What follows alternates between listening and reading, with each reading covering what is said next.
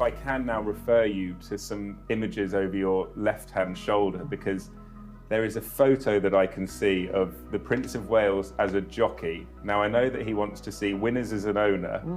He unfortunately didn't quite get the taste of victory as a jockey. Do you talk back about those days when he was a jockey? He tried. He was second. He was, yeah. He was second.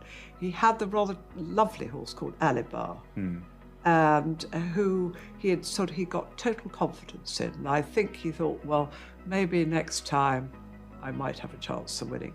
So from then on, I don't think he ever had sort of complete confidence really in the horses he rode. He enjoyed it very much. He did. I think he rode at Cheltenham. He did. He rode in the Kim Mule. He did have a tiny bit of a tumble halfway round. But no, I mean, he really enjoyed doing it. But I mean, he's somebody who likes partaking rather than watching. Right. You know, he likes to be part of the sport. The royal family have had tremendous success though in racing, as we know, and I think for many the iconic Ascot image in recent years was when Her Majesty the Queen's horse Estimate won the Gold Cup. Those images were just such a joy to watch. What were they like for you to see and the family to be involved in? Well, it was, as you know, the whole of Ascot, the whole world was willing this horse to win.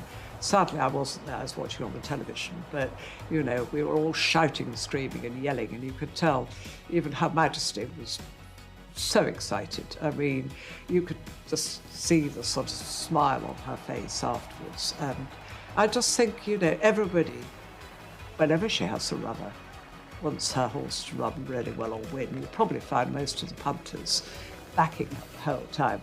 But this was something really special. To win the Gold Cup was something we all dream of. So I think it gave everybody pleasure. I think what people really connected with was that in that moment, Her Majesty and the royal family were just like any owner watching their horse win. And it exactly.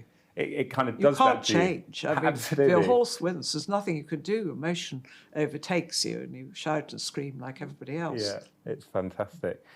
Also there is one of the more dramatic moments in racing for the royal family. I can see Devon Lock's Horseshoe.